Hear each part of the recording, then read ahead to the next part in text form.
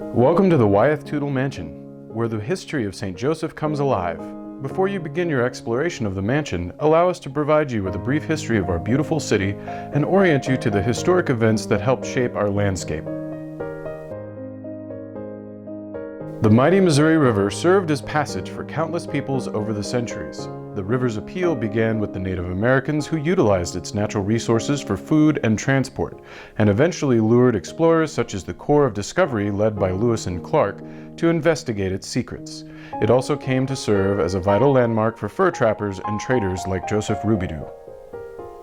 Upon his arrival to the territory, Robidoux immediately realized the potential of this lucrative crossroads and established a trading post. While Robidoux respected and worked closely with the Iowa and Sac and Fox tribes, the continual encroachment of new traders to the territory ultimately pressured native tribes into selling their land to the United States government.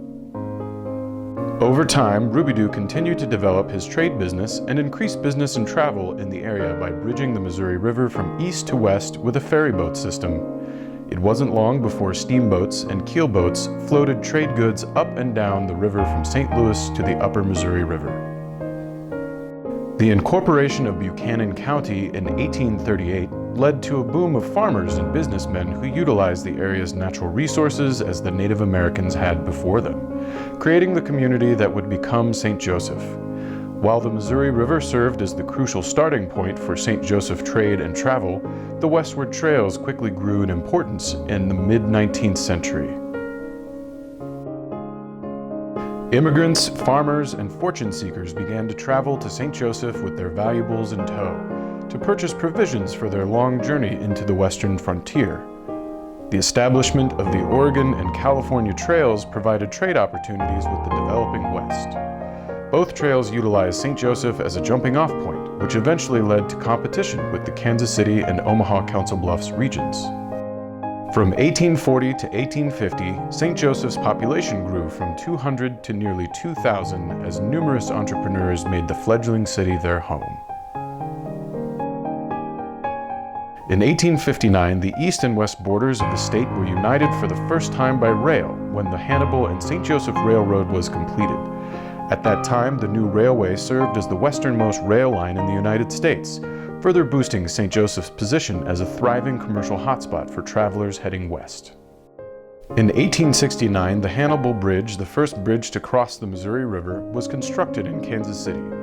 This led to the rise of St. Joseph's southern neighbor as Missouri's new livestock and trade center.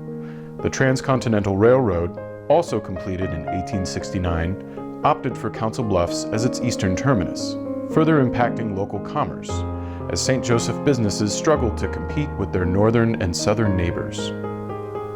Still, St. Joseph stayed in the game. The 1870s ushered in an era of revitalization for the city.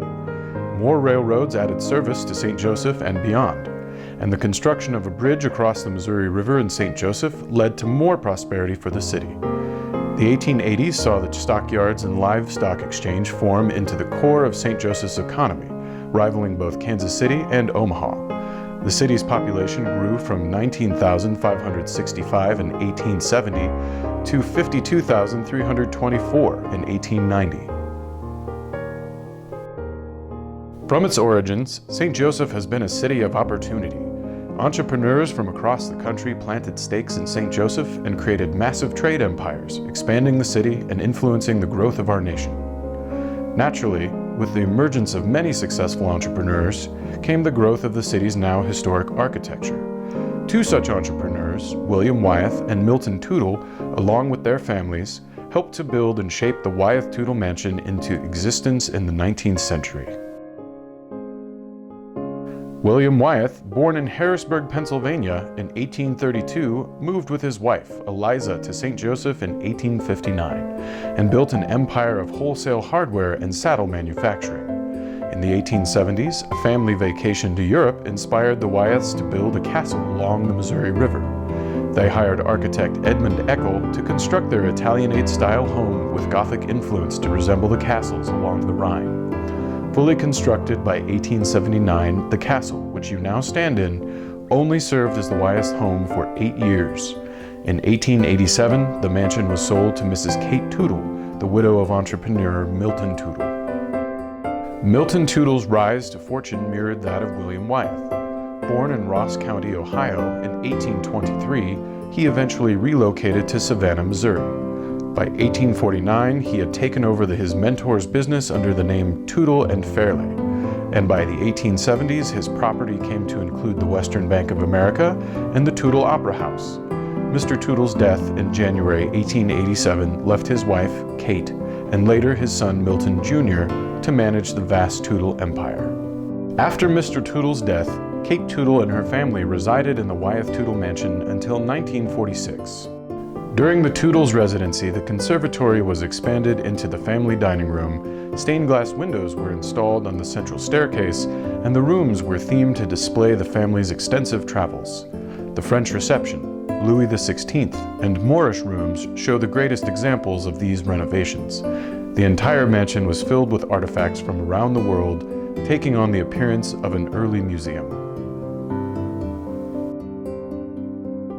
William L. Getz and the M.K. Getz Brewing Company donated $35,000 to St. Joseph Museum to purchase the Wyeth-Tootle Mansion. The museum, which was originally housed in the St. Joseph Public Library Annex, then later in the A.J. August home at 19th and Felix, took up residence in the mansion soon thereafter. While the mansion once served as the main location for the museum, it is now a branch location for the St. Joseph Museums Incorporated, providing a space for events and education through the decades, as well as several historically driven exhibits. Throughout the mansion, you will see that many of the rooms have been renovated. Some are decorated with family furnishings to demonstrate how the Wyeth and Tootle families might have lived in the home. In 2014, renovations to the second floor began to tell the great story of St. Joseph, including its historic architecture and influential business history, which helped the city to bloom and prosper over the centuries. The Edmund Eckel Room, dedicated to the memory of one of the most influential architects of St. Joseph, displays some of Eckel's numerous schematics, plans, and tools, and tells the tale of his life and contributions to the city of St. Joseph. The Multi-Room Intersections exhibit describes the growth of the city through Western expansion and how the utilization of St. Joseph's rivers, roads, and rails influenced the development of a thriving Midwestern city. It also sheds light on the unfortunate conditions of some of our most prized historic structures and challenges visitors to examine the importance of history through preservation. Visitors are asked to imagine a future in which progress is made by respecting our city's past. Also in the upper mansion floors, much remains as a remembrance of the museum's past. During your visit, you may see taxidermy animals that tell the tale of Missouri's natural history. These rare and fascinating creatures serve as a reminder of the untamed American prairie that greeted settlers, as well as the exotic travels taken by the Wyeths and Tootles and other prominent St. Joseph families.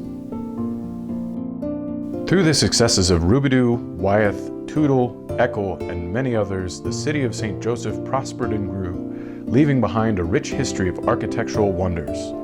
Please enjoy your journey through the historic Wyeth-Tootle Mansion, a building that embodies the spirit of St. Joseph and reflects our city's vibrant past and promising future.